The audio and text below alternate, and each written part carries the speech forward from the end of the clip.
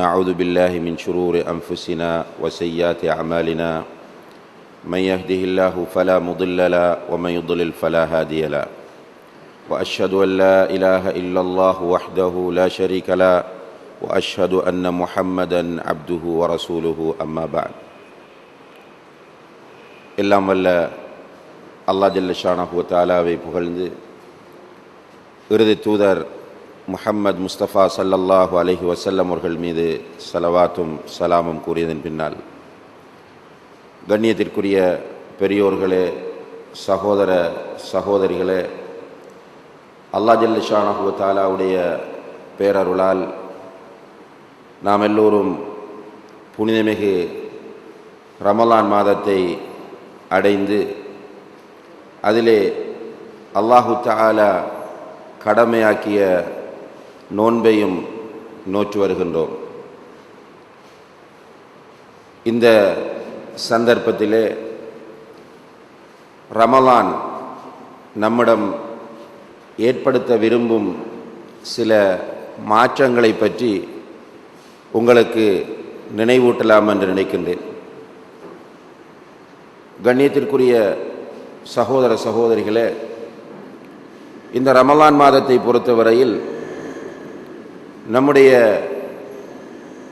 முன்னோர்களான சஹாபாக்கள், சலஃபு சாலிஹீன்கள் இந்த மாதத்தை அடைந்து கொள்ள வேண்டும் என்பதற்காக அல்லாஹ்விடம் ரமலான் வருவதற்கு பல மாதங்களுக்கு முன்னாலிருந்து பிரார்த்திக்கக்கூடியவர்களாக இருந்திருக்கிறார்கள். ஆனால் அல்லாஹ் ஜல்ல ஷானஹு வ தஆலா நம்மீது கொண்ட பேரன்பினால் நாம் எந்தவிதமான பிரார்த்தனைகளும் செய்யாமல் இந்த மாதத்தை அடைந்து கொள்ளக்கூடிய பாக்கியத்தை நமக்கு தந்திருக்கிறார். இந்த மாதத்திலே அல்லாஹ் ஜல்ல ஷானஹு வ தஆலா நம்மீது நோன்பை கடமையாக்கியிருக்கின்றான்.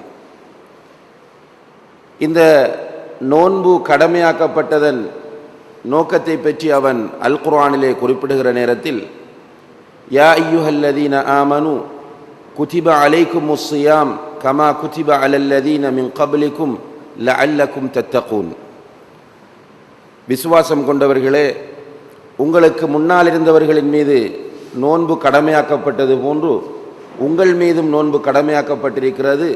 லஅல்லக்கும் தத்தகூன், நீங்கள் தக்குவா உள்ளவர்களாக மாற வேண்டும் என்பதற்காக வேண்டி என்று அல்லாஹு தஆலா சொல்கிறார்.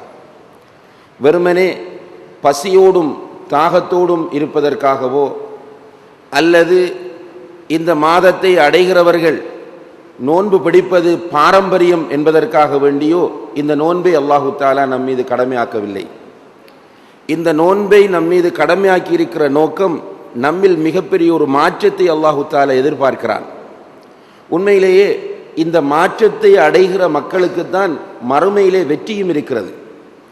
இந்த உலக வாழ்க்கையை பொறுத்தவரையில் நாம் எல்லோரும் ஈமான் கொள்ளக்கூடிய, தெளிவாக நம்பக்கூடிய விஷயம் என்னவென்றால், இந்த உலக வாழ்க்கை வரையறுக்கப்பட்டது. இந்த உலக வாழ்க்கை யாருக்கும் நிரந்தரமானது அல்ல. இந்த உலகத்திலே வாழுகிற ஒவ்வொருவருக்கும் ஒரு அஜல் எழுதப்பட்டிருக்கிறது. அந்த அஜல் தவணை முடிந்து விட்டால் அவர் மரணித்து விடுவார். இதற்கு பிறகுதான் அவருடைய உண்மையான வாழ்க்கையே ஆரம்பமாகிறது என்பது முஸ்லிம்களாகிய நம்முடைய அசைக்க முடியாத நம்பிக்கையாக இருந்து கொண்டிருக்கிறது. எனவே மறுமையில் வெற்றி பெறுவது என்பதுதான் உண்மையிலே ஒரு முஸ்லிமுடைய இலக்கு. இதை தவிர வேறு ஒரு இலக்கு நிச்சயமாக ஒரு முஸ்லிமுக்கு இருக்க முடியாது. இஸ்லாத்தை புரிந்து கொண்டு தன்னை முஸ்லிம் என்று பிரகடனப்படுத்தி இருக்கிற ஒருவரை பொறுத்தவரையில் மறுமையில் நான் வெற்றி பெற வேண்டும், மறுமையில் நான் நிம்மதியாக வாழ வேண்டும் என்பதை தவிர வேறு ஒரு இலக்கு இருக்க முடியாது. கண்ணியத்திற்குரிய சகோதர சகோதரிகளே, மறுமையில் வெற்றி கிடைக்க வேண்டும் என்றால் அல்லாஹ் ஜல்ல ஷானஹு வ தஆலா அல் குர்ஆனிலே சொல்கிறான். 78வது அத்தியாயம் 31வது வசனத்தில், இன்னலில் முத்தகீன மஃபாஸா, நிச்சயமாக தக்குவா உள்ளவர்களுக்குத்தான் வெற்றி இருக்கிறது. இப்போ வெற்றி வேண்டும் என்றால் தக்குவா வேண்டும். எனவேதான் அல்லாஹு தஆலா 2வது அத்தியாயம் 197வது வசனத்தில் சொல்லும்போது, வதஸவ்வது, நீங்கள் இந்த உலகத்தில் வாழும்போது மறுமைக்காக நீங்கள் தேடுங்கள். மறுமைக்காக நீங்கள் உங்களுடைய கட்டுச்சாதங்களை சேர்த்துக் கொள்ளுங்கள். ஃபஇன்ன கைரஸ் ஸாதி தக்வா, அப்படி நீங்கள் சேர்க்கக்கூடிய அந்த பொருட்களிலே மிகவும் சிறந்தது எது என்றால் அத்தக்வா, இறையச்சமாகும். வத்தகூனி யா உலில் அல்பாப், இதை சொல்லிவிட்டு அல்லாஹ் சொல்லுகிறான், புத்தி உள்ளவர்களே, சிந்தனை உள்ளவர்களே, நீங்கள் என்னை அஞ்சிக் கொள்ளுங்கள் என்று அல்லாஹு தஆலா அழைப்பு விடுக்கிறான். எனவே மறுமை வெற்றி என்பது தக்வாவிலே தான் தங்கியிருக்கிறது. எனவே தான் கண்ணியத்திற்குரிய சகோதரர்களே, இந்த உலகத்திலே வந்த அத்தனை நபிமார்களுக்கும் அல்லாஹு தஆலா போதித்தது அனித்தகுல்லா, அல்லாஹுவை அஞ்சுங்கள் என்பதுதான். அதை அடிப்படையாக வைத்து வந்த எல்லா நபிமார்களுமே அல்லாஹு தஆலா சூரத்து ஷுஅரா 26வது அத்தியாயம் 106, 124, 142, 161, 177 ஆகிய வசனங்களில் நபிமார் செய்த தாவாவை பற்றி அல்லாஹு தஆலா சொல்கிறான். அப்படி சொல்லும் போது அத்தனை நபிமார்களும் தங்களுடைய சமூகத்தை பார்த்து கேட்கிறார்கள், அலா தத்தகூன், நீங்கள் தக்வா உள்ளவர்களாக மாற மாட்டீர்களா என்றுதான் எல்லா நபிமார்களும் அந்த சமூகத்தை பார்த்து அழைப்பு விடுத்திருக்கிறார்கள் என்பதை நாம் காணக்கூடியதாக இருக்கிறது. எனவே அன்புள்ள சகோதரர்களே, இந்த தக்வா தான் மறுமை வெற்றியின் அடிப்படை என்பதை நாம் எல்லோரும் புரிந்து கொள்ள வேண்டி இருக்கிறது. எனவேதான் நபி ஸல்லல்லாஹு அலைஹி வஸல்லம் அவர்களும் இந்த தக்வாவை அதிகமாக அவர்களுடைய உம்மத்திற்கு வலியுறுத்தினார்கள். அவர்களுடைய எந்த ஒரு ஹுத்துமா பிரசங்கமாக இருந்தாலும் அந்த ஹுத்துமா பிரசங்கத்தை அவர்கள் ஹுத்துபத்துல் ஹாஜா என்று சொல்லக்கூடிய அந்த பிரசங்கத்தை கொண்டுதான் ஆரம்பிப்பார்கள். அந்த ஹுத்துபத்துல் ஹாஜாவிலே இன்னல் ஹம்தலில்லாஹ் நஹ்மதுஹு வ நஸ்தஈனுஹு வ நஸ்தக்ஃபிருஹு என்று ஆரம்பித்து 3 குர்ஆன் வசனங்களை ஓதுவார்கள். அந்த 3 குர்ஆன் வசனங்களும் இறையச்சத்தை வலியுறுத்தக்கூடிய குர்ஆன் வசனங்கள். முதலாவது குர்ஆன் வசனம், யா அய்யுஹல்லதீன ஆமனுத்தகுல்லாஹ ஹக்க துகாத்திஹ் வலா தமூதுன்ன இல்லா வ அன்தும் முஸ்லிமூன், ஈமான் கொண்டவர்களே, நீங்கள் அல்லாஹுவை அஞ்ச வேண்டிய விதத்தில் அஞ்சுங்கள், முஸ்லிம்களாக அன்றி மரணித்து விடாதீர்கள். அல்லாஹுவை எப்படி நீங்கள் அஞ்ச வேண்டுமோ, எப்படி தக்வா உங்களிடத்தில் வர வேண்டுமோ அந்த முறையில் நீங்கள் தக்வாவை உங்களிடத்தில் வரவழைத்துக் கொள்ளுங்கள். நீங்கள் மரணிக்கும் போது முஸ்லிம்களாக அன்றி மரணிக்காதீர்கள். இரண்டாவது வசனம், யா அய்யுஹன் நாஸ் இத்தகு ரப்பக்குமுல்லதீ ஹலகக்கும் மின் நஃப்ஸின் வாஹிதா, மனிதர்களே, உங்களை ஒரே ஆத்மாவிலிருந்து படைத்த அந்த உங்களுடைய ரப்பை நீங்கள் அஞ்சிக் கொள்ளுங்கள் என்பது இரண்டாவது வசனம். மூன்றாவது வசனம், யா அய்யுஹல்லதீன ஆமனுத்தகுல்லாஹ் வகூலு கௌலன் சதீதா, விசுவாசிகளே, அல்லாஹ்வை அஞ்சிக் கொள்ளுங்கள், நீங்கள் தெளிவாக பேசுங்கள் என்பது. இந்த 3 வசனங்களை ஓதாமல் தன்னுடைய ஹுத்துபாக்களை நபி ஸல்லல்லாஹு அலைஹி வஸல்லம் அவர்கள் நிகழ்த்த மாட்டார்கள் என்பதை ஹதீஸ்களிலே பார்க்கிறோம். ஏன் இந்த 3 வசனங்களை ஓதுகிறார்கள்? அவர்களுடைய உம்மத்திலே உள்ளவர்கள் இறையச்சம் உள்ளவர்களாக, தக்வா உள்ளவர்களாக மாற வேண்டும் என்பதற்காக வேண்டித்தான் இந்த 3 வசனங்களையும் அடிக்கடி ரசூல் ஸல்லல்லாஹு அலைஹி வஸல்லம் அவர்கள் நினைவூட்டுவர்களாக இருந்திருக்கிறார்கள். அது மட்டுமல்ல, நபி ஸல்லல்லாஹு அலைஹி வஸல்லம் அவர்களிடத்திலே யாராவது வந்து உபதேசம் செய்யுங்கள் என்று கேட்டால் முதலிலே அவர்கள் செய்யக்கூடிய உபதேசம் தக்வாவை கொண்டுதான் இருக்கும். இர்பாத் இப்னு சாரியா ரலியல்லாஹு அன்ஹு அவர்கள் அறிவிக்கிறார்கள், ஒரு நாள் நபி ஸல்லல்லாஹு அலைஹி வஸல்லம் அவர்கள் எங்களுக்கு ஒரு உருக்கமான உபதேசம் செய்தார்கள். அந்த உபதேசத்தை கேட்டு எங்களுடைய உள்ளங்கள் பயந்து கண்கள் கண்ணீர் சிந்திக் கொண்டிருந்தன. இதை கேட்டுக்கொண்டிருந்த சஹாபாக்கள் எழுந்து கேட்கிறார்கள், கஅன்னஹா மௌஇதத்து முவத்தி, அல்லாஹ்வுடைய தூதரே, இந்த உலகத்தை விட்டும் பிரியக்கூடிய ஒருவர் ஆற்றுகிற உரை போன்று உங்களுடைய உரை இருக்கிறது. எனவே ஃபஅவுசினா, எங்களுக்கு ஏதாவது வசியத் செய்யுங்கள் என்று கேட்கிறார்கள். அதற்கு நபி ஸல்லல்லாஹு அலைஹி வஸல்லம் அவர்கள் செய்கிற வசியத், ஊசீக்கும் பித்தக்வல்லாஹ், உங்களுக்கு நான் அல்லாஹ்வை அஞ்சுங்கள் என்று நான் வசியத் செய்கிறேன் என்று சொன்னார்கள். முதலாவது அவர்கள் செய்கிற வசியத் அல்லாஹ்வை அஞ்சுங்கள் என்கிற வசியத்தாகவே இருக்கிறது. சஹாபாக்களை வழி அனுப்பி வைப்பார்கள். ஏதாவது பயணங்கள் அவர்கள் செல்லும் போது அல்லாஹ்வுடைய தூதரிடத்தில் வந்து விடைபெறுகிற நேரத்திலே ரசூல் ஸல்லல்லாஹு அலைஹி வஸல்லம் அவர்களிடத்திலே இத்தகுல்லாஹ் ஊசிக்கும் பித்தக்குவல்லாஹ் என்கிற வசியத்தை தான் அவர்கள் சொல்லி அனுப்புவார்கள். ஏனென்றால் இந்த தக்குவா தான் ஒரு மனிதனை சீராக வாழ வைக்கக்கூடியது. இந்த உலகத்தில் அவனை நல்லவனாக ஆக்க வேண்டுமாக இருந்தால் அவனிடத்திலே தக்குவா தேவை. தக்குவா இல்லை என்றால் ஒரு மனிதன் இந்த உலகத்திலே சீராக வாழ முடியாது. இஸ்லாம் எதிர்பார்க்கிற அந்த மாற்றம் இந்த உலகத்தில் ஒரு மனிதனிடத்திலே நிகழ வேண்டுமாக இருந்தால் அவனிடத்திலே தக்வா வர வேண்டும் என்பதனால் தான் நபி ஸல்லல்லாஹு அலைஹி வஸல்லம் அவர்கள் இந்த அளவு தூரம் அந்த தக்வாவை வலியுறுத்தினார்கள். அது மட்டுமல்ல, மறுமையின் வெற்றி இந்த தக்வாவிலே தங்கி இருக்கிறது என்பதனால் தான் இமாமுல் முத்தகீனாக, முத்தகீன்கள் எல்லோருக்கும் இமாமாக இருந்த நபிகள் நாயகம் ஸல்லல்லாஹு அலைஹி வஸல்லம் அவர்கள் அல்லாஹ்விடத்திலே அடிக்கடி செய்த துஆக்களில் 2 சஹீஹான ஹதீஸ்களிலே பதிவு செய்யப்பட்டிருக்கின்றன. ஒரு துஆ ரசூலுல்லாஹி அலைஹி வஸல்லம் அவர்கள் தன்னுடைய சுஜூதுகளிலே அடிக்கடி கேட்பார்கள், அல்லாஹும்ம ஆதி நஃப்ஸி தக்வாஹா வ ஸக்கிஹா அன்த கைரு மன் ஸக்காஹா அன்த வலியுஹா வ மௌலாஹா. யா அல்லாஹ், என்னுடைய உள்ளத்திற்கு நீ தக்வாவை தருவாயாக. நபி ஸல்லல்லாஹு அலைஹி வஸல்லம் அவர்கள் இந்த சமுதாயத்திலே ஒரு சந்தர்ப்பத்திலே தோன்றி சொல்கிறார்கள். அதாவது 3 நபித்தோழர்கள் நபி ஸல்லல்லாஹு அலைஹி வஸல்லம் அவர்களுடைய வீட்டுக்கு வந்து நபி அவர்களுடைய வணக்கங்களை பற்றி கேட்கிறார்கள். நபி ஸல்லல்லாஹு அலைஹி வஸல்லம் அவர்களுடைய வணக்கங்கள் இவ்வாறு அமைந்திருந்தன என்று சொன்னபோது அந்த 3 பேரும் நபி ஸல்லல்லாஹு அலைஹி வஸல்லம் அவர்கள் முன்பின் பாவங்கள் மன்னிக்கப்பட்டவர்கள், எனவே அவர்கள் அதிகமாக அமல் செய்ய வேண்டிய அவசியமில்லை, நாம் தான் அதிகமாக அமல் செய்ய வேண்டும் என்று முடிவெடுத்து அவர்கள் 3 பேரும் 3 முடிவுகளை வெளியிடுகிறார்கள். ஒருவர் சொல்கிறார், இதற்கு பிறகு நான் இரவிலே தூங்க மாட்டேன், இரவு முழுக்க நின்று வணங்கப் போகிறேன். 2வது மனிதர் சொல்கிறார், நான் பகலெல்லாம் நோன்பிருக்க போகிறேன். 3வது மனிதர் சொல்கிறார், நான் இனிமேல் பெண்களை திருமணம் செய்ய போவதில்லை, அல்லாஹுவை வணங்கப் போகிறேன் என்கிற செய்தி கிடைத்ததும் நபி ஸல்லல்லாஹு அலைஹி வஸல்லம் அவர்கள் பள்ளிவாசலுக்கு எல்லோரையும் அழைத்து அவர்கள் முன்னால் தோன்றி சொன்னார்கள், அமா இன்னி அக்ஷாக்கும் லில்லாஹி வ அத்காக்கும் லஹு. அறிந்து கொள்ளுங்கள், உங்கள் எல்லோரையும் விட அல்லாஹுவை அதிகமாக அஞ்சி பயந்து வாழக்கூடியவன் நான் என்று அந்த மக்கள் மத்தியிலே பிரகடனப்படுத்துகிறார்கள்.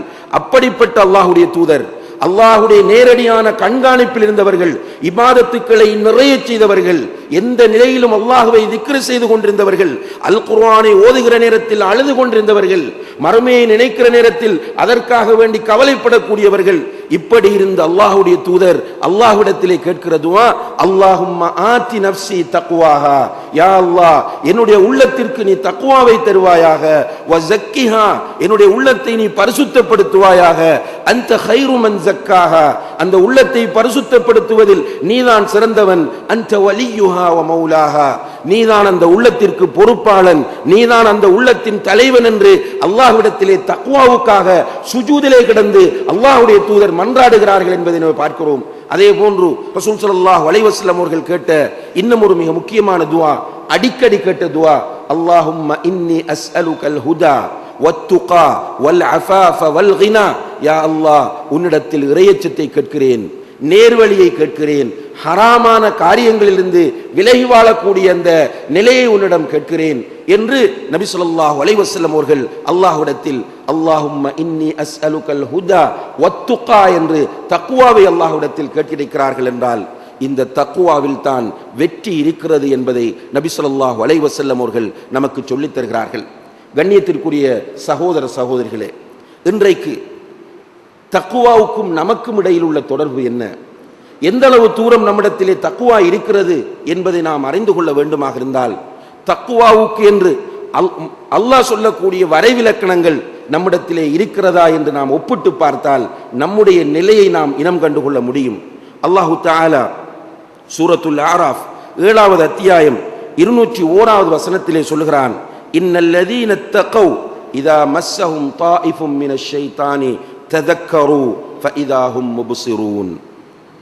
தக்வா உள்ளவர்கள் இருக்கிறார்களே, அவர்களிடத்தில் ஷைத்தான் வந்து அவர்களை தீண்டிவிட்டால், ஷைத்தான் அவர்களிடத்தில் வந்து அவர்களை தீண்டிவிட்டால் ததக்கரு, உடனடியாக அவர்கள் அல்லாஹ்வை நினைப்பார்கள், மறுமையிலே அவர்களுக்கு தயார் செய்யப்பட்டிருக்கிற தண்டனையை நினைப்பார்கள், நரகத்தை நினைப்பார்கள். ஃபஇதாஹும் முப்சிரூன், அவர்கள் தெளிவடைந்து அல்லாஹ்வின் பக்கம் திரும்புவார்கள் என்று அல்லாஹு தஆலா சொல்கிறான். கண்ணியத்திற்குரிய சகோதர சகோதரிகளே, ஷைத்தான் நம்முடைய எதிரி என்று அல்லாஹு தஆலா அடையாளப்படுத்துகிறான். அல் குர்ஆனில் மிக தெளிவாக சொல்லுகிறான், இன்ன ஷைத்தான லக்கும் அதுவும் முபீன், நிச்சயமாக ஷைத்தான் உங்களுக்கு தெளிவான எதிரி என்று சொல்கிறான். ஃபத்தஹிதுஹு அதுவா, இந்த ஷைத்தானை உங்களுடைய எதிரியாகவே நீங்கள் ஆக்கிக் கொள்ளுங்கள். இன்னமா யுரீது, இந்த ஷைத்தான் தன்னுடைய கூட்டத்தினரை நரகவாசிகளாக ஆக்குவதற்கு அழைத்துக் கொண்டிருக்கிறான் என்று அல்லாஹு தஆலா எச்சரிக்கை செய்கிறான். தக்வா உள்ளவர்களிடத்தில் இந்த ஷைத்தான் வந்தால் உடனடியாக அவர்கள் என்னிடத்தில் ஷைத்தான் வருகிறார்கள் என்பதை இனம் காண்பார்கள் என்று அல்லாஹு தஆலா சொல்கிறான். அன்புள்ள சகோதர சகோதரிகளே, நம்மிடத்தில் ஷைத்தான் வருவது நமக்கு புரிகிறதா? ஷைத்தான் நம்மிடத்தில் ஊசலாட்டங்களை உண்டு பண்ணுவதை இனம் காணுகிறோமா? ஷைத்தான் வந்து விட்டான், ஷைத்தான் என்னை வழிகெடுக்கிறான், ஷைத்தான் என்னை நரகத்திற்கு அழைக்கிறான் என்று நினைத்து அழுது அல்லாஹ்விடத்தில் நாம் தௌபா செய்கிறோமா என்று கேட்டால் பெரும்பாலும் இல்லை. ஷைத்தான் வந்து நம்மிடத்திலே நாம் செய்யக்கூடிய பாவங்களை அழகாக காட்டுகிற நேரத்தில் அவனுடைய வழியில் நாம் சென்று விடுகிறோம். நபி ஸல்லல்லாஹு அலைஹி வஸல்லம் அவர்கள் இந்த சமுதாயத்திற்கு மிக கடுமையாக எச்சரிக்கை செய்த ஒரு விஷயம் பிரிவினை. ரசூல் ஸல்லல்லாஹு அலைஹி வஸல்லம் அவர்கள் தன்னுடைய ஹஜ்ஜத்துல் விதாவில் வைத்து சொல்கிறார்கள், இன்ன ஷைத்தான கத் யஇஸ அன் யஅபுதஹுல் முஸல்லூன ஃபீ ஜஸீரத்தில் அரப். அரேபிய தீபகற்பத்தில் இருக்கிற தொழுகையாளிகள், அதாவது மூமின்கள், ஷைத்தானை வணங்குவார்கள் என்கிற விஷயத்தில் அவன் நம்பிக்கை இழந்து விட்டான். அதாவது அரேபிய தீபகற்பத்தில் இருக்கிறவர்கள் ஷிர்க் செய்ய மாட்டார்கள், தௌஹீதை தெளிவாக புரிந்து கொண்டவர்கள். எனவே ஷிர்க்கின்பால் அவர்களை வழிகெடுக்க முடியாது என்பதில் ஷைத்தான் தெளிவாக இருக்கிறான். வலாக்கின் பித்தஹரீஷி பைனகும், உங்களுக்கு மத்தியில் சண்டைகளை உண்டு பண்ணி உங்களை பிரிக்கலாம் என்பதில் அவன் தெளிவாக இருக்கிறான். இந்த சண்டைகளை உண்டு பண்ணி உங்களை வழிகெடுக்கலாம் என்பதில் அவன் தெளிவாக இருக்கிறான் என்று நபி ஸல்லல்லாஹு அலைஹி வஸல்லம் அவர்கள் சொல்லிவிட்டு சொல்லுகிறார்கள், லா தர்ஜிஉ பஅதி குஃபாரன் யضرب பஅதுகும் ரிகாப பஅத். நீங்கள் எனக்கு பிறகு ஒருவர் ஒருவருடைய கழுத்தை வெட்டி காபிர்களாக மாறிவிடாதீர்கள் என்று நபி ஸல்லல்லாஹு அலைஹி வஸல்லம் அவர்கள் எச்சரிக்கை செய்கிறார்கள். ஷைத்தான் தௌஹீத்வாதிகளிடம் வருகிற மிக பிரதானமான இடம் பிரிவினையை உண்டு பண்ணுவது, சின்ன சின்ன விஷயங்களை பெரிதாக்குவது, சுய கௌரவங்களை தூண்டி விடுவது. இப்படி தூண்டிவிட்டு அவன் நம்மை வழிகெடுப்பான், நம்மிடத்திலே ரோஷத்தை உண்டு பண்ணுவான், நம்முடைய கௌரவத்தை தூண்டி விடுவான். இவ்வாறு தூண்டும் போது நம்முடைய நாவை பயன்படுத்துவோம், நம்முடைய உள்ளத்திலே ஊசலாட்டங்களை உண்டு பண்ணுவோம், நம்முடைய சகோதரனுக்கு எதிராக சிந்திப்போம், நம்முடைய சகோதரனுக்கு எதிராக பேசுவோம், நம்முடைய சகோதரனுக்கு எதிராக அணி திரட்டுவோம். இவைகளெல்லாம் ஷைத்தான் நம்மிடத்தில் வந்து செய்கிற சேட்டைகள் என்பதை தக்வா உள்ளவர்கள் உடனே புரிந்து கொள்வார்கள்.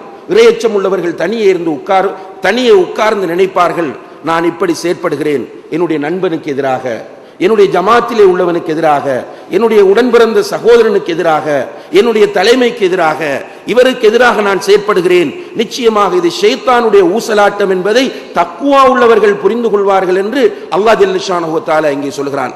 தக்வா இல்லாதவர்கள் அதிலே விழுந்து விடுவார்கள். இலகுவாக பிரித்தால் தொடர்ச்சியாக இவர்கள் நிறைய பாவம் செய்வார்கள். அதற்கு பிறகு அவர்கள் செய்கிற பாவங்கள் எல்லாம் அவர்களுக்கு அழகாகவே இருந்து கொண்டிருக்கும். ஷைத்தான் அந்த பாவங்களை அவர்களுக்கு அழகுபடுத்தி கொண்டே இருப்பான். ரசூல் ஸல்லல்லாஹு அலைஹி வஸல்லம் அவர்கள் சொல்லுகிறார்கள், இன்ன இப்லீஸ யதஉ அர்ஷஹு அலல் மாஇ ஃபில் பஹர்.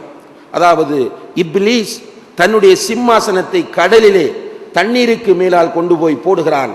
போட்டு அதிலே உட்கார்ந்து கொண்டு தன்னுடைய பட்டாளத்தை அவன் வரவேற்கிறான். உலகத்திலே போய் ஃபசாதுகளையும் ஃபித்னாக்களையும் உண்டு பண்ணிவிட்டு வரக்கூடிய அவனுடைய பட்டாளத்தை அவன் வரவேற்கிறான். அப்படி வரவேற்கும் போது அவன் ஒவ்வொருவரிடமும் கேட்பான், நீ என்ன செய்தாய் என்று. அவர்கள் செய்த செயல்களை சொல்லுவார்கள். நான் ஒருவனை தொழாமல் தூங்க வைத்தேன், இன்னும் ஒருவனை விபச்சாரம் செய்ய வைத்தேன், இன்னும் ஒருவனை சூதாட வைத்தேன் என்று ஒவ்வொன்றாக அவன் சொல்லும் போது அவன் அவர்களை தன்னிடத்திலே வரவேற்றுக் கொண்டே இருப்பான்.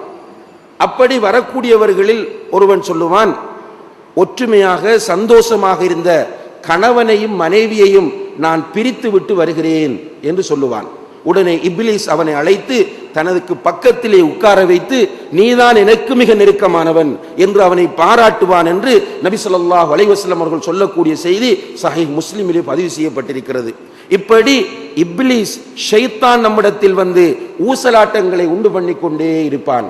கண்ணியத்திற்குரிய சகோதர சகோதரிகளே, இறையச்சம் நம்மிடத்தில் இருந்தால் நிச்சயமாக ஷைத்தான் வருகிறான் என்பதை உடனடியாக நாம் இனம் கண்டு அல்லாஹும்ம இன்னி அஊது பிக மினஷ் ஷைத்தானிர் ரஜீம் என்று ஷைத்தானிடமிருந்து பாதுகாவல் தேடக்கூடியவர்களாக நாம் இருப்போம். அதே போன்று இறையச்சம் உள்ளவர்களுக்கு அல்லாஹு தஆலா சொல்லக்கூடிய இன்னும் ஒரு வரைவிலக்கணம் சூரத்துல் முஃமினூன் 23வது அத்தியாயம் 60வது வசனத்திலே அல்லாஹ் சொல்லுகிறான், வல்லதீன யுக்தூன மா ஆதௌ வ குலூபுஹும் வஜிலா. அல்லாஹ் கொடுத்ததிலிருந்து அவர்கள் செலவு செய்வார்கள். அல்லாஹ் கொடுத்ததிலிருந்து அவர்கள் செலவு செய்வார்கள். அப்படி செலவு செய்கிற நேரத்தில் அவர்களுடைய உள்ளத்திலே ஒரு பயம் இருக்கும் என்று அல்லாஹு தஆலா சொல்கிறார். இந்த குர்ஆன் வசனத்தை ரசூல் ஸல்லல்லாஹு அலைஹி வஸல்லம் அவர்கள் ஓதுவதை கேட்டுக்கொண்டிருந்த அன்னை ஆயிஷா ரலியல்லாஹு அன்ஹா அவர்கள் சொல்கிறார்கள், அல்லாஹ் கொடுத்ததை செலவு செய்யும் போது உள்ளத்தில் பயமா? அப்படி என்றால் அந்த மனிதர்கள் போதை வஸ்துக்கள் உட்கொள்ளக்கூடியவர்களாக, மதுபானம் அருந்தக்கூடியவர்களாக, விபச்சாரம் செய்யக்கூடியவர்களாக, திருடக்கூடியவர்களாக இருந்தவர்களா என்று கேட்கிறார்கள். அதற்கு ரசூல் ஸல்லல்லாஹு அலைஹி வஸல்லம் அவர்கள் சொன்னார்கள், லா யா பின்த சித்தீக், சித்தீக்குடைய மகளே, அப்படி அல்ல. இவர்கள் தொழுகையாளிகள், நோன்பாளிகள், இபாதத்தாளிகள், நல்ல மனிதர்கள். அதனால் அல்லாஹ் நம்முடைய அமலை ஏற்றுக்கொள்வானா ஏற்றுக்கொள்ள மாட்டானா என்று இவர்கள் பயப்படுகிறார்கள் என்று நபி ஸல்லல்லாஹு அலைஹி வஸல்லம் அவர்கள் இந்த வசனத்திற்கு விளக்கம் சொன்னார்கள். அதாவது கண்ணியத்திற்குரிய சகோதர சகோதரிகளே, இபாதத் செய்வார்கள் தக்வா உள்ளவர்கள், அல்லாஹ்வை வணங்குவார்கள். அந்த வணக்கம் அவர்களிடத்தில் மமதையை உண்டு பண்ண மாட்டாது. அவர்கள் வணங்குவதை வைத்து அவர்கள் ஏமாந்து விட மாட்டார்கள். அவர்களுக்கு தெளிவாக தெரியும். ரசூல் ஸல்லல்லாஹு அலைஹி வஸல்லம் அவர்கள் சொன்னார்கள், உங்களில் எவருமே அவர்களுடைய அமல்களை வைத்து சுவர்க்கம் நுழைய முடியாது. உங்களில் எவருமே அவர்களுடைய அமல்களை வைத்து சுவர்க்கம் நுழைய முடியாது. சுவர்க்கம் செல்ல வேண்டும் என்றால் அல்லாஹ்வுடைய அருள் வேண்டும் என்பதை அவர்கள் புரிந்து வைத்திருக்கிறவர்கள். எனவே தாங்கள் செய்யக்கூடிய அமல்களை அல்லாஹ் ஏற்றுக்கொள்வானா ஏற்றுக்கொள்ள மாட்டானா என்கிற பயம் இபாதத் செய்யும் போதும் இருக்கும், செய்து முடிந்த பின்னாலும் இருக்கும். ஆனால் நம்முடைய நிலையை நாம் இன்று பார்க்கிற நேரத்திலே கொஞ்சம் கூடுதலாக ஜமாத்தோடு தொழக்கூடியவராக இருந்து விட்டால் ஏனைய அனைவரையும் அவர் ஏளனமாகவே பார்ப்பார், ஏனைய அனைவரையும் பாவிகளாகவே பார்ப்பார். கொஞ்சம் ஹலால் ஹராம் பேணக்கூடியவராக இருந்துவிட்டால் ஏனைய அனைவருமே ஹராத்தை செய்பவர்களை போன்றே அவர் நோக்குவார். கொஞ்சம் சுன்னத்தான விஷயங்கள் ஈடுபாடு உள்ளவராக ஆகிவிட்டால் அவர்களை, மற்றவர்களை இழிவாகவே அவர் நோக்குவார், சுன்னாக்களை புறக்கணிக்கக்கூடியவர்களாகவே அவர் கருதுவார். தன்னை மாத்திரமே அவர், நான் சுவர்க்கவாதி, நான் செய்வது எல்லாம் சரி, நான் மிக நுணுக்கமான முறையில் மிக சிறந்த முறையில் செயற்பட்டு கொண்டிருக்கிறேன், என்னை விட இந்த உலகத்தில் சிறந்தவன் யாரும் அல்ல என்கிற உணர்வு நம்மிலே நிறைய பேரிடத்திலே இருக்கிறது. ஆனால் நாம் என்ன செய்கிறோம் என்று நம்மிடத்திலே நாம் கேட்டு பார்த்தால்தான் அந்த சஹாபாக்கள் செய்த அமல்களில் கொஞ்சம் கூட நம்மிடத்தில் இல்லை என்பது நமக்கு புரியும். ஆனால் குரூர் என்கிற அந்த ஆணவம் மாத்திரம் நம்மிடத்தில் நிறைந்து போய் இருக்கிறது. இது இறையச்சம் நம்மிடத்தில் பலவீனமாக இருக்கிறது என்பதற்குரிய மிக முக்கியமான அடையாளமாக இருக்கிறது. கண்ணியத்திற்குரிய சகோதர சகோதரிகளே, சஹாபா பெருமக்களில் ரசூல் ஸல்லல்லாஹு அலைஹி வஸல்லம் அவர்கள் சிலரை மிக உயர்த்தி பாராட்டி சொல்லி இருக்கிறார்கள். அப்படி புகழ்ந்து சொல்லப்பட்ட சஹாபாக்களில் மிக முக்கியமான ஒருவர் தான் உமர் இப்னுல் கத்தாப் ரலியல்லாஹு அன்ஹு. உமர் இப்னுல் கத்தாப் ரலியல்லாஹு அன்ஹுவை பற்றி ரசூல் ஸல்லல்லாஹு அலைஹி வஸல்லம் அவர்கள் சொல்லும்போது உமருடைய நாவில் அல்லாஹ் பேசுகிறான். உமர் ஒரு ஓடையால் சென்றால் ஷைத்தான் அந்த பக்கமே வரமாட்டான். அந்த அளவுக்கு ஷைத்தான் இந்த உலகத்தில் ஒரு மனிதனுக்கு பயப்பட்டது என்றால் அது உமர் தான் என்று ரசூல் ஸல்லல்லாஹு அலைஹி வஸல்லம் அவர்கள் சொல்கிறார்கள். இப்படியான உமர் ரலியல்லாஹு அன்ஹு அவர்கள் சுவர்க்கவாசி என்று நபி ஸல்லல்லாஹு அலைஹி வஸல்லம் அவர்கள் சான்று பகர்ந்திருக்கிறார்கள், நன்மாராயம் கூறியிருக்கிறார்கள், இவர் சுவர்க்கத்திற்குரியவர் என்று. இப்படிப்பட்ட உமர் இப்னுல் கத்தாப் ரலியல்லாஹு அன்ஹு அவர்கள் நபிகள் நாயகம் ஸல்லல்லாஹு அலைஹி வஸல்லம் அவர்கள் மீது மிகப்பெரிய அன்பு வைத்திருந்தவர்கள்.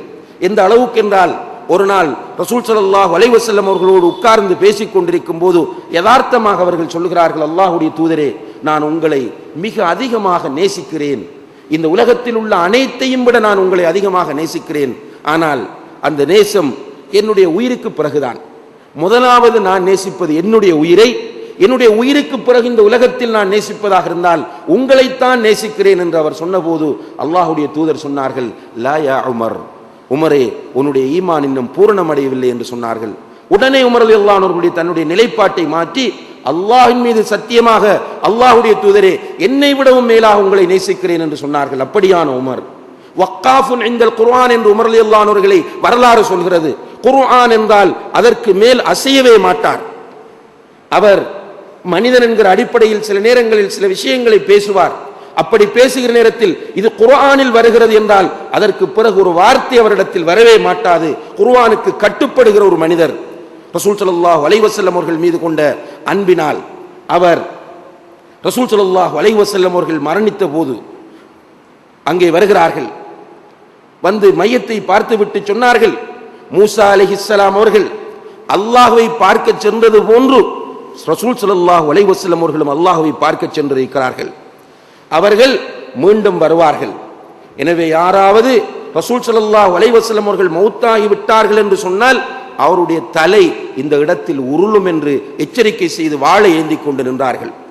சஹாபாக்கள் எப்படி இதை இவருக்கு சொல்வது என்று யோசித்துக் கொண்டிருக்கிற நேரத்தில் அபூபக்கர் சித்திக் ரலியல்லாஹு அன்ஹு அவர்கள் அங்கே வந்து ரசூல் ஸல்லல்லாஹு அலைஹி வஸல்லம் அவர்களுடைய ஜனாசாவை திறந்து ரசூல் ஸல்லல்லாஹு அலைஹி வஸல்லம் அவர்களுடைய நெற்றியிலே முத்தமிட்டு விட்டு திப்த ஹய்யன் வ மையித்தன் யா ரசூலல்லாஹ், அல்லாஹ்வுடைய தூதரே, உயிரோடு இருக்கும் போதும் உங்களுடைய உடம்பிலிருந்து நறுமணம் வீசியது, மௌத்தான பின்னாலும் உங்களுடைய உடம்பிலிருந்து நறுமணம் வீசுகிறது என்று விட்டு ஒரு குர்ஆன் வசனத்தை ஓதி காண்பிக்கிறார்கள். உனக்கு முன்னால் இருந்தவர்களும் மரணித்தவர்கள், நீயும் மரணிக்க கூடியவரே என்கிற அந்த குர்ஆன் வசனத்தை ஓதி காட்டியதும் உமர் ரலியல்லாஹு அன்ஹு அவர்கள் சொல்கிறார்கள், அபூபக்கர் அந்த குர்ஆன் வசனத்தை ஓதிய போது அப்போதுதான் அந்த வசனம் அருளப்பட்டது என்று நான் நினைக்கிற அளவுக்கு என்னுடைய உள்ளத்தில் ஒரு மாற்றம் ஏற்பட்டது. என்னுடைய கால்கள் இரண்டும் பலத்தை இழந்து நான் கீழே அப்படியே விழுந்து விட்டேன் என்று உமர் ரலியல்லாஹு அன்ஹு அவர்கள் சொல்கிறார்கள். இப்படி வக்காஃபுன் இன்தல் குர்ஆன், குர்ஆன் வசனங்களுக்கு உடனடியாக கட்டுப்படக்கூடிய ஒரு மனிதர். இவ்வளவு ஒரு சிறந்த பண்புகளை கொண்ட உமர் ரலியல்லாஹு அன்ஹு அவர்கள் ரசூல் ஸல்லல்லாஹு அலைஹி வஸல்லம் அவர்களுடைய மௌத்துக்கு பிறகு ஹுதைபத்து பினுல் யமான் ரலியல்லாஹு அன்ஹு அவர்களிடம் வருகிறார்கள். ஹுதைபா ரலியல்லாஹு அன்ஹு அவர்கள் ரசூல் ஸல்லல்லாஹு அலைஹி வஸல்லம் அவர்களுடைய ரகசிய தோழர். நபி ஸல்லல்லாஹு அலைஹி வஸல்லம் அவர்கள் ஹுதைபாவிடத்திலே முனாஃபிக்குகளுடைய பெயர்களை எல்லாம் கொடுத்திருந்தார்கள். அந்த பெயர் பட்டியல் ஹுதைபா ரலியல்லாஹு அன்ஹு அவர்களிடம் இருக்கிறது என்பது உமர் ரலியல்லாஹு அன்ஹு அவர்களுக்கு தெரியும். எனவே உமர் ரலியல்லாஹு அன்ஹு அவர்கள் ஹுதைபாவிடம் வந்து, ஹுதைபாவே, அந்த பெயர் பட்டியலை எனக்கு கொஞ்சம் தாருங்கள், பார்க்க போகிறேன் என்று கேட்கிறார்கள். ஹுதைபா ரலியல்லாஹு அன்ஹு அவர்கள் சொன்னார்கள், உமரே, இது அமானிதம், ரசூல் ஸல்லல்லாஹு அலைஹி வஸல்லம் அவர்கள் அமானிதமாக என்னிடத்தில் தந்தது, எனவே நான் இதை யாருக்கும் காட்ட மாட்டேன் என்று சொன்னார்கள்.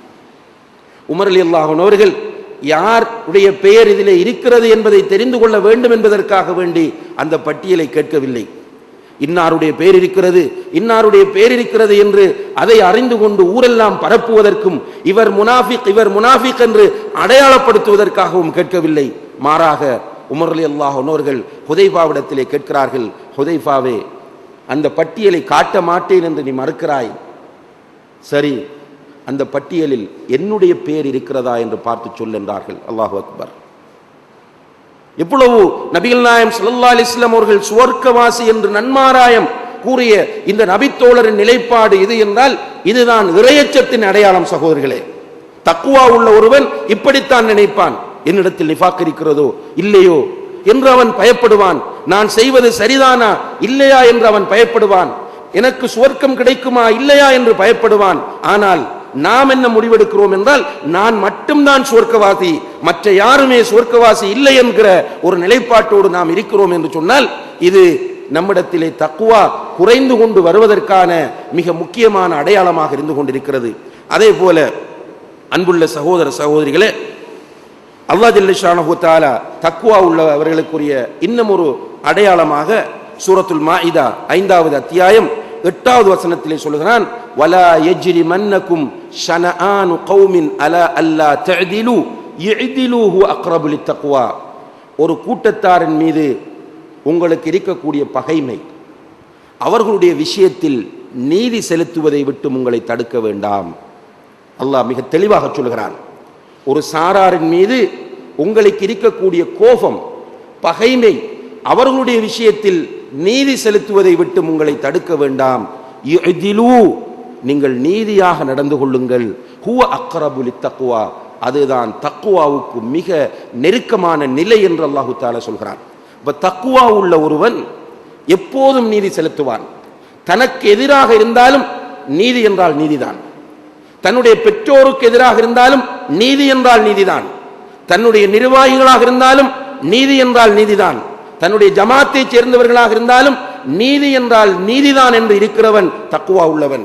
நபிகள் நாயகம் ஸல்லல்லாஹு அலைஹி வஸல்லம் அவர்கள் இதற்கு மிக சிறந்த முன்மாதிரியாக இருந்து காட்டினார்கள். ரசூல் ஸல்லல்லாஹு அலைஹி வஸல்லம் அவர்கள் ஹுதைபியாவில் வைத்து மக்கத்து காவிர்களோடு உடன்படிக்கை செய்கிறார்கள். அந்த உடன்படிக்கை மிகவும் நுணுக்கமான உடன்படிக்கை, மிக முக்கியமான பின்புலங்களை கொண்ட உடன்படிக்கை. அந்த உடன்படிக்கையின் ஷரத்துகளில் ஒன்று, மக்காவில் உள்ள யாராவது இந்த உடன்படிக்கைக்கு பிறகு மதீனாவுக்கு வருவாராக இருந்தால் அவர் உடனடியாக மக்காவுக்கு திருப்பி அனுப்பி வைக்கப்பட வேண்டும்.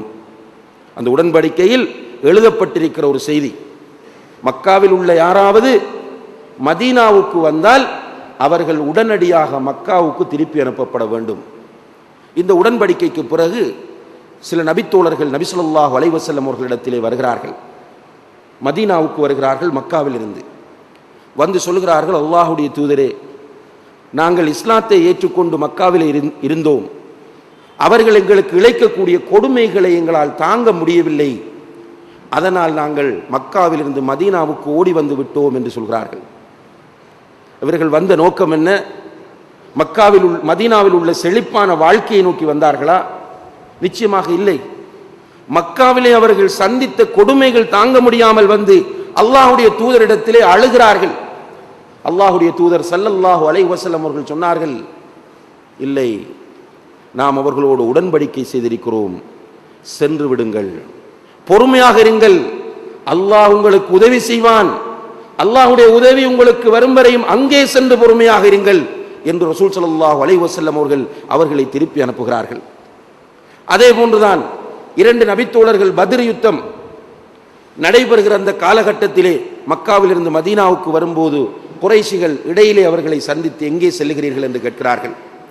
இவர்கள் சொன்னார்கள், மதீனாவுக்கு செல்கிறோம். இல்லை, நீங்கள் முஹம்மதை சந்திக்க செல்கிறீர்கள். இல்லை, நாங்கள் மதீனாவுக்கு செல்கிறோம் என்று சொன்னார்கள். போது அவர்கள் சொன்னார்கள், மதீனாவுக்கு சென்று நீங்கள் திரும்பி விட வேண்டும், எந்த யுத்தத்திலும் நீங்கள் கலந்து கொள்ளக்கூடாது என்று சொன்னபோது இரண்டு பேரும் மதீனாவுக்கு வருகிறார்கள். வந்து பத்ருக்கான ஏற்பாடு நடக்கிறது. அல்லாஹ்வுடைய தூதரிடத்திலே வந்து சொல்கிறார்கள், அல்லாஹ்வுடைய தூதரே, பத்ரிலே கலந்து கொள்ள ஆசைப்படுகிறோம், அதே நேரத்திலே நாங்கள் இப்படி அவர்களிடத்தில் வாக்குறுதி அளித்து விட்டு வந்திருக்கிறோம் என்று சொன்னபோது ரசூல் ஸல்லல்லாஹு அலைஹி வஸல்லம் அவர்கள் சொன்னார்கள், அவர்களுக்கு அளித்த வாக்குறுதியை நிறைவேற்றுங்கள். இங்கே நமக்கு அவசியமாக ஆட்கள் தேவைப்பட்டாலும் கூட நீங்கள் எங்களோடு வர வேண்டாம், மக்காவுக்கு திரும்பி சென்று விடுங்கள் என்று ரசூல் ஸல்லல்லாஹு அலைஹி வஸல்லம் அவர்கள் அனுப்பி வைக்கிறார்கள். இப்படி நீதியாக நடந்தவர்கள். மக்ஸூமியா என்கிற ஒரு உயர்ந்த குலத்தைச் சேர்ந்த ஒரு பெண்மணி திருடி விடுகிறார். குற்றத்தை விசாரித்து சாட்சிகளோடு நிரூபிக்கப்படுகிறது. அந்த பெண்மணியின் கையை வெட்ட வேண்டும் என்று நபி ஸல்லல்லாஹு அலைஹி வஸல்லம் அவர்கள் தீர்ப்பு வழங்குகிறார்கள். அந்த குலத்தவர்களுக்கு அது ஒரு இழுக்காக இருந்தது. கை வெட்டப்பட்டால் அந்த குலமே தலைகுனிய வேண்டும் என்கிற ஒரு உணர்வு அவர்களுக்கு ஏற்படுகிறது. அப்போது அவர்கள் ரசூல் ஸல்லல்லாஹு அலைஹி வஸல்லம் அவர்களிடத்தில் சென்று எதையாவது கொடுத்து இந்த பிரச்சனையை தீர்ப்போம் என்று முடிவெடுக்கிறார்கள். பாதிக்கப்பட்டவர்கள் கேட்பதை நாங்கள் கொடுப்பதற்கு தயாராக இருக்கிறோம் என்கிற அந்த மனோநிலையோடு ரசூல் ஸல்லல்லாஹு அலைஹி வஸல்லம் அவர்களுடைய மிக நெருக்கமான நபித்தோழராகிய உஸாமா இப்னு ஸைத் ரலியல்லாஹு அன்ஹு அவர்களை அழைத்து கொண்டு ரசூல் ஸல்லல்லாஹு அலைஹி வஸல்லம் அவர்களிடத்திலே செல்கிறார்கள். ரசூல் ஸல்லல்லாஹு அலைஹி வஸல்லம் அவர்கள் உஸாமாவை மக்ஸூமியா கோத்திரத்தவர்களோடு கண்டபோது உடனே கேட்டார்கள், உஸாமாவே, அத்தஷ்ஃபஉ ஃபீ ஹத்தின் மின் ஹுதூதில்லாஹ், அல்லாஹ்வுடைய ஒரு சட்டத்தில் சிபாரிசு செய்வதற்கு, பரிந்து பேசுவதற்கு நீ வந்திருக்கிறாயா? அறிந்து கொள், லவ் அன்ன ஃபாத்திமா பின்து முஹம்மத் சரகத் லகதஅது யதஹா, இந்த முஹம்மதுடைய மகள் ஃபாத்திமா திருடினாலும் அவளுடைய கையை வெட்டுவேன் என்று சொன்னார்கள். அல்லாஹு அக்பர். இதுதான் நீதி என்பது சகோதரர்களே. இன்றைக்கு இந்த நீதி செத்துவிட்டது. எனக்கு ஒரு பிரச்சனை என்று சொன்னால் எனக்காக வேண்டியே நான் சிந்தித்துக் கொண்டே இருக்கிறேன். என்னுடைய பக்கம் நீதி இருந்தாலும் சரி, அநியாயம் இருந்தாலும் சரி, என்னுடைய பக்கம் வெல்ல வேண்டும் என்பதிலேயே நான் தெளிவாக இருக்கிறேன். இந்த நிலைப்பாடுதான் நம்மில் பெரும்பாலானவர்களுடைய நிலைப்பாடு. நம்முடைய குடும்பத்திற்கு ஒரு பிரச்சனை வந்து விட்டால் என்னுடைய குடும்பம் தான் சரி என்று அதை நிலைநாட்டுவதற்காக பொய்யான சான்றுகளை எல்லாம் உருவாக்கி கொண்டு நாம் பாடுபட்டு கொண்டிருக்கிறோம். இதுதான் இன்றைய நம்முடைய நிலைப்பாடு. இது இறையச்சம் நம்மிடத்தில் எந்த அளவு இருக்கிறது என்பதற்கு மிகப்பெரிய ஒரு எடுத்துக்காட்டாக இருந்து கொண்டிருக்கிறது. அதே போன்று அல்லாஹு தஆலா சூரத்துல் பக்கரா 237வது வசனத்திலே சொல்கிறான், வ அன் தஅஃபு நீங்கள் மன்னிக்க கூடியவர்களாக இருங்கள். ஹுவ அக்ரபு லித்தக்வா, அதுதான் இறையச்சத்திற்கு மிக நெருக்கமான நிலை என்று அல்லாஹு தஆலா சொல்கிறான்.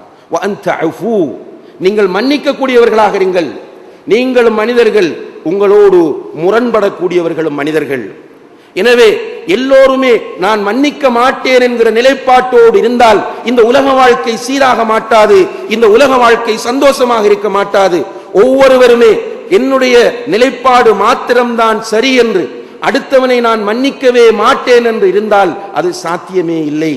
எனவே நீங்கள் மனிதர்கள், நீங்கள் அனைவரும் பலவீனமானவர்கள், நீங்கள் பூர்ணமானவர்கள் யாருமே கிடையாது. உங்களுடைய பலவீனத்தின் அடிப்படையில் உங்களிடத்தில் தவறுகள் நிகழும். கணவன் தவறு செய்வான், மனைவி தவறு செய்வாள், பிள்ளைகள் தவறு செய்வார்கள், ஒரு தலைவர் தவறு செய்வார், நிர்வாகிகள் தவறு செய்வார்கள், கீழே உள்ளவர்கள் தவறு செய்வார்கள், எல்லோரும் தவறு செய்யக்கூடியவர்கள். எனவே அந்த தவறுகளை நீங்கள் மன்னிக்க கூடியவர்களாக இருங்கள். அதுதான் தக்வாவுக்குரிய அடையாளம் என்று அல்லாஹு தஆலா சொல்கிறான். இமாமுல் முத்தகீன், தக்வாதாரிகளின் தலைவராகிய நபிகள் நாயகம் ஸல்லல்லாஹு அலைஹி வஸல்லம் அவர்கள் இதற்கு மிக சிறந்த எடுத்துக்காட்டாக நமக்கு இருந்தார்கள். நாம் நமக்கிடையில் நடந்து கொள்வது போன்று அந்த மக்கத்து காபிர்கள் நபி ஸல்லல்லாஹு அலைஹி வஸல்லம் அவர்களை நடத்தவில்லை. நமக்கிடையில் ஏற்படுகிற நாம் மன்னிக்க முடியாது என்று சொல்கிற இந்த பிரச்சனைகளை எடுத்து பார்த்தால் அவர்களுடைய பிரச்சனைகளோடு ஒப்பிடும் போது ஒன்றும் இல்லை சகோதரர்களே. அவர்கள் நபிகள் நாயகம் ஸல்லல்லாஹு அலைஹி வஸல்லம் அவர்களை என்ன செய்யவில்லை? நபி ஸல்லல்லாஹு அலைஹி வஸல்லம் அவர்களை உச்சிக்கு தூக்கினார்கள். அல் அமீன், அஸ்ஸாதிக் என்று வாயார புகழ்ந்தார்கள். அவர்களுடைய எல்லா பிரச்சனைகளிலும் நபிகள் நாயகம் வர வேண்டும் என்று சபைகளிலே வைத்து சொல்லி கண்ணியப்படுத்தினார்கள். இப்படிப்பட்டவர்கள் லா இலாஹ இல்லல்லாஹ் முஹம்மதுர் ரசூலுல்லாஹ் என்கிற கலிமாவை அவர்கள் வந்து சொன்னபோது சாஹிர், சூனியக்காரன், மஜ்னூன், பைத்தியக்காரன், இந்த சமூகத்தை பிளவுபடுத்துபவன் என்றெல்லாம் தூற்றினார்கள். அதனோடு நிறுத்தினார்களா என்று கேட்டால் நபிகள் நாயகம் ஸல்லல்லாஹு அலைஹி வஸல்லம் அவர்களுடைய முகத்தில் காரை உமிழ்ந்திருக்கிறார்கள், அவருடைய முகத்திலே காரை துப்பி இருக்கிறார்கள். நபி ஸல்லல்லாஹு அலைஹி வஸல்லம் அவர்களுடைய கழுத்தை நெரித்திருக்கிறார்கள், அவர்களுக்கு செருப்பால் அடித்திருக்கிறார்கள். சுஜூது செய்யும் போது அழுகிய ஒட்டகத்தின் குடல்களை அவர்களுடைய தலையிலே கொண்டு வந்து போட்டிருக்கிறார்கள். கடைசியிலே ரசூல் ஸல்லல்லாஹு அலைஹி வஸல்லம் அவர்கள் இந்த மக்களோடு இங்கே இருக்க முடியாது என்று நினைத்து தாயிஃபுக்கு போகிறார்கள். அங்குள்ளவர்களை தூண்டி விடுகிறார்கள். அவர்கள் ரசூல் ஸல்லல்லாஹு அலைஹி வஸல்லம் அவர்களை கற்களாலும் பொல்களாலும் அடித்து ரசூல் ஸல்லல்லாஹு அலைஹி வஸல்லம் அவர்களை காயப்படுத்துகிறார்கள். இந்த இவ்வளவு கொடுமைகள் செய்து கடைசியிலே ரசூல் ஸல்லல்லாஹு அலைஹி வஸல்லம் அவர்கள் மக்காவை விட்டு வெளியேற முடிவெடுக்கிறார்கள். அப்படி முடிவெடுக்கும் போது முடிவெடுத்து விட்டு அவர்கள் மக்காவை விட்டு வெளியேறுகிற அந்த சந்தர்ப்பத்தில் மக்காவை திரும்பி பார்க்கிறார்கள். அவர்களுடைய கண்களால் தாரை தாரையாக கண்ணீர் வடிகிறது. அவர்கள் சொல்லுகிறார்கள், யா மக்கா இன்னக்கி அஹப்பு அர்தில்லாஹி இலை, மக்காவே அல்லாஹுடைய பூமிகளில் மிகவும் சிறந்த பூமி, எனக்கு பிடித்தமான பூமி நீதான். லௌலா அன்ன கௌமகி அஹ்ரஜூனி மா ஹரஜ்து, இந்த சமூகம் என்னை விரட்டவில்லை என்றால் நான் இங்கிருந்து போக மாட்டேன் என்று அழுது கொண்டு மக்காவை விட்டு மதீனாவுக்கு போனார்கள். மதீனாவுக்கு போய் அங்கே நிம்மதியாக வாழ விட்டார்களா என்றால் பத்ர், உஹத், ஹந்தக், ஹைபர் என்று பல யுத்தங்களை நேரடியாகவும் மறைமுகமாகவும் ரசூல் ஸல்லல்லாஹு அலைஹி வஸல்லம் அவர்களுக்கு எதிராக தொடுத்து அவர்களை கொடுமைப்படுத்தினார்கள். இப்படி செய்யும் போதுதான் ஹிஜ்ரி 8ஆம் ஆண்டு நபி ஸல்லல்லாஹு அலைஹி வஸல்லம் அவர்கள் மக்காவை வெற்றி கொள்கிறார்கள். மக்காவை வெற்றி கொள்ளும் போது ரசூல் ஸல்லல்லாஹு அலைஹி வஸல்லம் அவர்கள் சொன்னார்கள், யாரெல்லாம் கஅபாவுக்குள்ளும் அபூ சுஃபியானுடைய வீட்டுக்குள்ளும் வந்து அடைக்கலம் கோருகிறார்களோ, புகலிடம் கோருகிறார்களோ அவர்களுக்கு ஒன்றும் செய்ய மாட்டோம் என்று ரசூலுல்லாஹி ஸல்லல்லாஹு அலைஹி வஸல்லம் அவர்கள் சொல்லி உள்ளே போகிறார்கள். கஅபாவுக்குள் எல்லோரும் வந்து நிற்கிறார்கள்.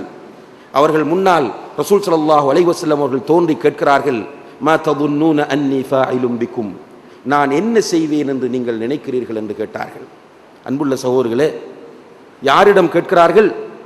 எல்லா கொடுமைகளையும் செய்தவர்கள்.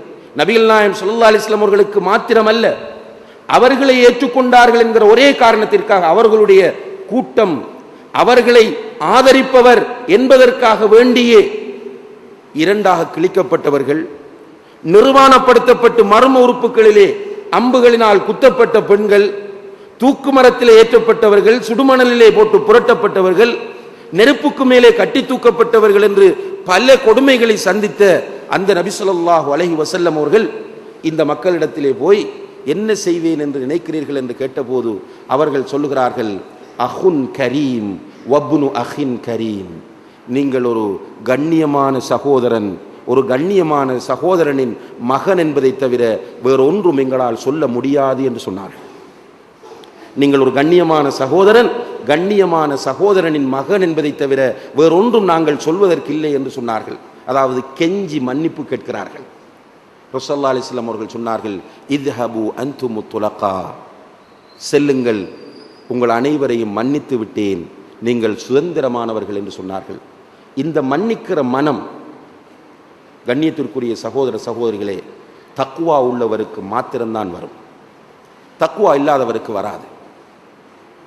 நீங்கள் எனக்கு ஒரு அநீதி இழைக்கிறீர்கள், என்னால் மன்னிக்க முடியவில்லை என்று நான் உணர்ந்தால் நான் உடனடியாக அழ வேண்டும், நான் கவலைப்பட வேண்டும்.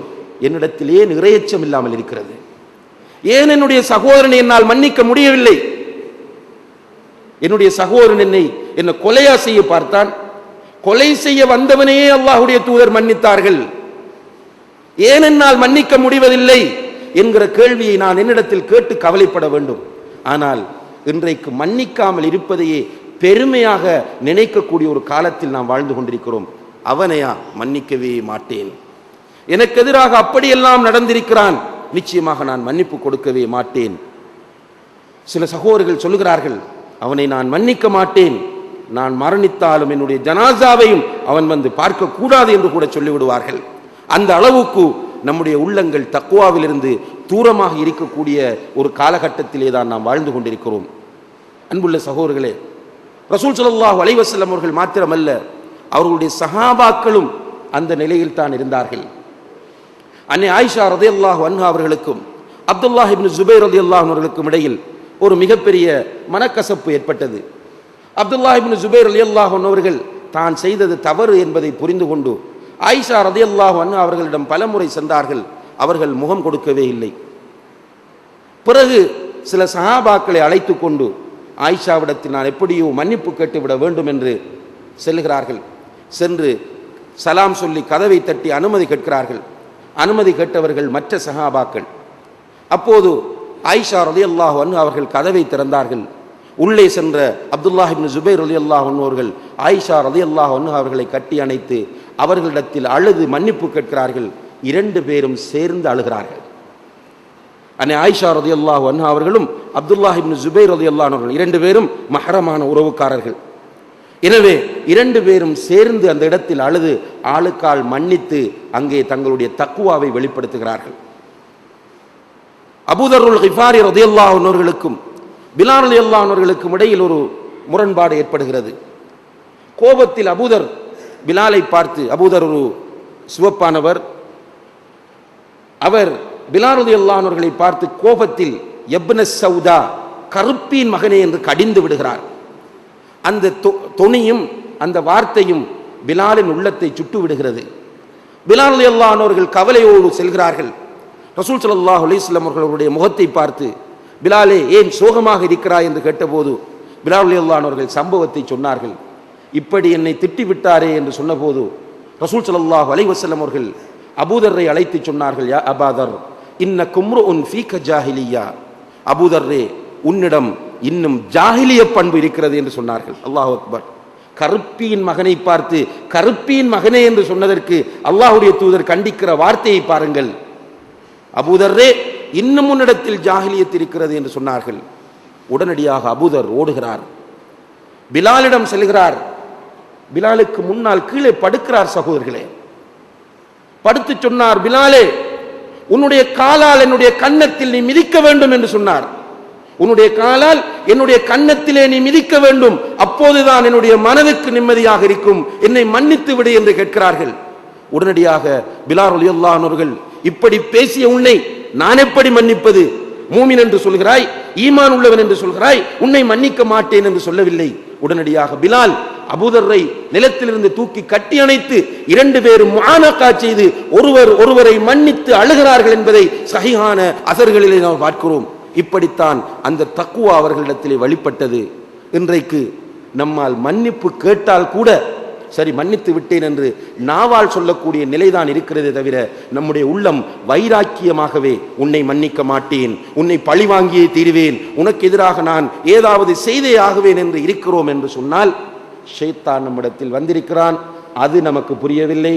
மன்னிக்க முடியாத ஒரு மனோநிலை நம்மிடத்தில் இருக்கிறது. எனவே இது இறையச்சம் இல்லாத ஒரு நிலை என்பதை நம்மால் புரிய முடியாத ஒரு சூழ்நிலையில் நாம் இருக்கிறோம் என்றால் இது மிக ஆபத்தானது சகோதரர்களே. இப்படியாக இந்த இறையச்சத்தை நம்மோடு நாம் ஒப்பிட்டு பார்க்கிற போது நம்முடைய இன்றைய நிலை இறையச்சம் இல்லாத ஒரு நிலையாகத்தான் இருக்கிறது, அல்லது இறையச்சம் தக்வா பலவீனம் அடைந்த ஒரு நிலையாகத்தான் இருக்கிறது. ரசூல் ஸல்லல்லாஹு அலைஹி வஸல்லம் அவர்கள் தன்னுடைய தோழர்களை பார்த்து சொல்லுகிறார்கள், லா தஹாசது, நீங்கள் ஒருவருக்கொருவர் பொறாமைப்படாதீர்கள். வலா தபாகது, நீங்கள் ஒருவருக்கொருவர் கோபித்துக் கொள்ளாதீர்கள். வலா தனாஜஷு, வியாபாரத்தில் நீங்கள் ஒருவருக்கொருவர் போட்டி போடாதீர்கள். வலா ததாபரு, நீங்கள் ஒருவரை கண்டால் ஒருவர் புறமுதுகு காட்டி செல்லாதீர்கள். சின்ன சின்ன பிரச்சனைகளுக்காக வேண்டி ஒருவர் ஒருவரை கண்டால் முகம் பார்க்காமல் முகத்தை திருப்பிக் கொண்டு செல்லாதீர்கள். வலா யபி பஅதுகும் அலா பைஇ பஅத், உங்களுடைய சகோதரனின் வியாபாரத்திற்கு எதிராக வியாபாரம் செய்யாதீர்கள். வகூனு இபாதல்லாஹி இஹ்வானா, நீங்கள் அல்லாஹ்வுடைய அடியார்களாக சகோதரர்களாகவே இருங்கள். அல் முஸ்லிமு அஹுல் முஸ்லிம், ஒரு முஸ்லிம் அடுத்த முஸ்லிமுக்கு சகோதரன். முஸ்லிம் என்ற ஒருவரை நீங்கள் ஏற்றுக்கொண்டால் அவன் உங்களுக்கு சகோதரன். லா யظ்லிமுஹு, எனவே ஒரு முஸ்லிம் தன்னுடைய சகோதர முஸ்லிமுக்கு அநீதி இழைக்க மாட்டான். வலா யஹ்துலுஹு, அவனுக்கு அவன் சதி செய்ய மாட்டான். வலா யஹ்கிருஹு, தன்னுடைய சகோதர முஸ்லிமை இழிவுபடுத்த மாட்டான் என்று சொல்லிவிட்டு அல்லாஹ்வுடைய தூதர் சொன்னார்கள், அத்தக்வா ஹாஹுனா, அத்தக்வா ஹாஹுனா, அத்தக்வா ஹாஹுனா என்றார்கள். இறையச்சம் இங்கே இருக்கிறது, இறையச்சம் இங்கே இருக்கிறது, இறையச்சம் இங்கே இருக்கிறது என்று சொன்னார்கள். கண்ணியத்திற்குரிய சகோதர சகோதரிகளே, மிக கவனமாக சிந்திக்க வேண்டிய அல்லாஹ்வின் தூதருடைய போதனைகள் இவை. நாம் வெறுமனே வளமையாக ஹதீஸ்களை படிப்பதை போன்று படித்துவிட்டு செல்லக்கூடிய ஒரு நிலையில் இருக்கக்கூடாது, அல்லது பயான்களை கேட்டுவிட்டு போகிற ஒரு நிலையில் இருக்கக்கூடாது. அல்லாஹ்வுடைய தூதரின் போதனைகள் இது. சஹீஹுல் புகாரி, முஸ்லிம் போன்ற ஹதீஸ் நூல்களில் பதிவு செய்யப்பட்டது. ஸல்லல்லாஹு அலைஹி வஸல்லம் அவர்கள் தொடர்ந்து சொல்கிறார்கள், பிஹஸபி இம்ரிஇன் மினஷ் ஷர்ரி அன் யஹ்கிர அஹாஹுல் முஸ்லிம், ஒருவன் பாவி என்பதற்குரிய அடையாளம் அவன் தன்னுடைய சகோதரனை இழிவாக கருதுவது. குல்லுல் முஸ்லிமி அலல் முஸ்லிமி ஹராம், ஒரு முஸ்லிம் அடுத்த முஸ்லிமுக்கு முழுக்க ஹராமாவான். இர்துஹு தமுஹு வமாலுஹு வஇர்துஹு, அவனுடைய இரத்தம் ஹராம், அவனுடைய மானம் ஹராம், அவனுடைய சொத்து ஹராம் என்று நபி ஸல்லல்லாஹு அலைஹி வஸல்லம் அவர்கள் சொல்லி காட்டுகிறார்கள். இப்போ இவைகளை எல்லாம் வைத்து பார்க்கும்போது உண்மையிலேயே நாம் அடுத்தவர்களை பார்க்காமல் நான் என்னையும் நீங்கள் ஒவ்வொருவரையும் உங்களையும் வைத்து பார்க்கிற நேரத்தில் அல்லாஹு தஆலா இறையச்சத்திற்கு சொன்ன இலக்கணங்கள் என்னிடத்தில் இருக்கிறதா இல்லையா, இதை நான் என்னிடத்திலும் நீங்கள் உங்களிடத்திலும் கேட்டு பாருங்கள். ஷைத்தான் வந்தால், நாம் பாவம் செய்தால் உடனடியாக அதை உணர்ந்து அல்லாஹ்வுக்கு பயப்படக்கூடிய சூழல் இருக்கிறதா? கண்ணீர் சிந்தி அல்லாஹ்விடம் உடனடியாக தௌபா செய்கிறோமா? நம்முடைய சகோதரன் நமக்கு ஒரு தவறை செய்து விட்டால், ஒரு அநியாயம் இழைத்து விட்டால் அவனை மன்னிக்க கூடியவர்களாக இருக்கிறோமா? நீதியை நாம் நிலைநாட்டுகிறோமா? நாம் அடுத்த சகோதரர்களுடைய விஷயத்தில் எப்படி நடந்து கொள்கிறோம் என்பதை நாம் எடுத்து பார்க்கும்போது நம்முடைய உள்ளங்கள் இறையச்சமில்லாத ஒரு ஆன்மீக வறுமையில் இருப்பதை பார்க்கிறோம். இந்த ஆன்மீக வறுமையோடு நாம் மரணித்தால் கண்ணியத்திற்குரிய சகோதர சகோதரிகளே, நிச்சயமாக கபரிலும் நமக்கு சோதனை, மறுமையிலும் நமக்கு சோதனை. எப்போது மௌத்தாகுவோம் என்பது யாருக்குமே தெரியாது. எந்த நேரத்திலும் நமக்கு எழுதப்பட்ட தவணை வரும்போது மலக்குல் மௌத் அலைஹிஸ்ஸலாம் அவர்கள் வந்து நம்முடைய உயிரை கைப்பற்றுவார்கள். அந்த நேரத்தில் யா ரூஹத் தய்யிபா உஹ்ருஜி இலா மக்ஃபிரத்தின் மினல்லாஹி வர்துவான், நல்ல ஆத்மாவே அல்லாஹுடைய மன்னிப்பின்பாலும் அவனுடைய திருப்பொருத்தத்தின்பாலும் வெளியே வா என்று நம்முடைய உயிர்களை மலக்குல் மௌத் அலைஹிஸ்ஸலாம் அவர்கள் அழைக்கக்கூடிய நிலையில் நாம் இருக்க வேண்டுமா? அல்லது யா ரூஹல் ஹபீஸா உஹ்ருஜி இலா சஹத்தின் மினல்லாஹி வ அஸாப், அல்லாஹுடைய கோபத்தின்பாலும் அல்லாஹுடைய தண்டனையின்பாலும் வெளியே வா கெட்ட ஆத்மாவே என்று மலக்குல் மௌத் அலைஹிஸ்ஸலாம் அவர்கள் அழைக்கக்கூடிய ஆத்மா நமக்கு வேண்டுமா என்கிற முடிவை நாம் எடுக்க வேண்டியிருக்கிறது. அதற்கான ஒரு வாய்ப்பாகத்தான் அல்லாஹு தாலா இந்த ரமலானிலும் நம்மை உயிர் வாழ வைத்திருக்கிறார்.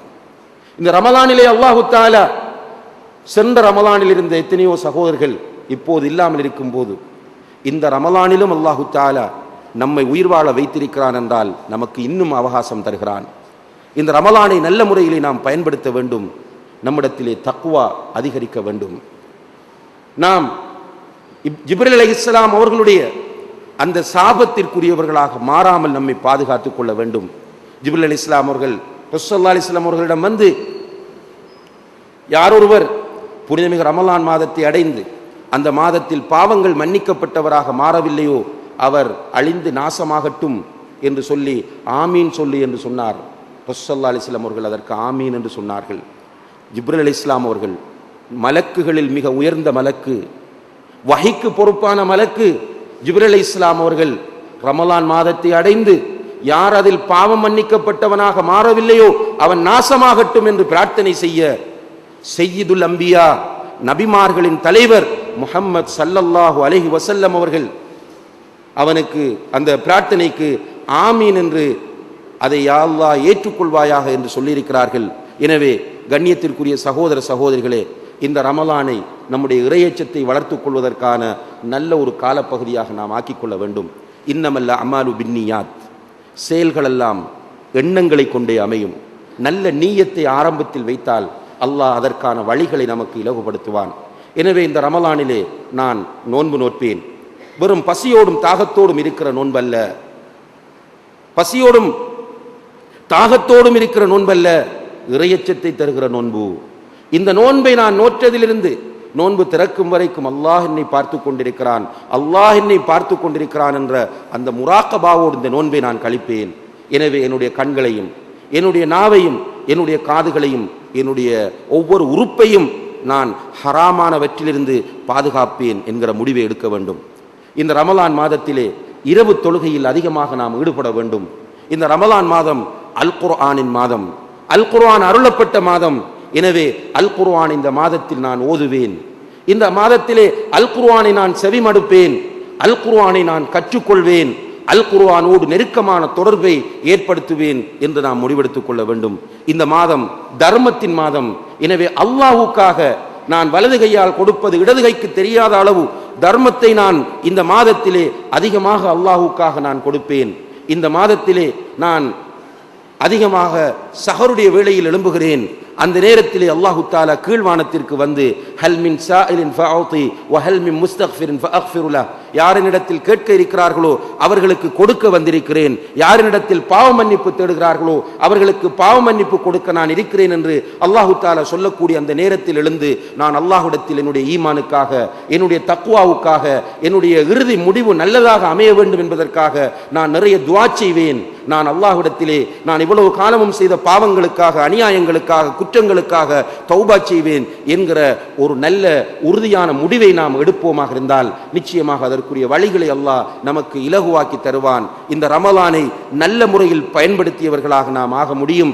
இந்த ரமலானிலே பாவங்கள் மன்னிக்கப்பட்டவர்களாக ஆக முடியும். இந்த ரமலானிலிருந்து வெளியேறும் போது தக்வாவோடு வெளியேற முடியும். எல்லாம் வல்ல அல்லாஹ் ஜல்ல ஷானஹு வ தஆலா நம்முடைய உள்ளங்களில் அந்த தக்வாவை அதிகமாக தந்து மறுமையிலே இன்னலில் முத்தகீன மஃபாஸா, நிச்சயமாக தக்வா உள்ளவர்களுக்கு தான் வெற்றி என்று சொல்லக்கூடிய அந்த கூட்டத்தில் நம் அனைவரையும் அல்லாஹு தஆலா சேர்க்க வேண்டும்.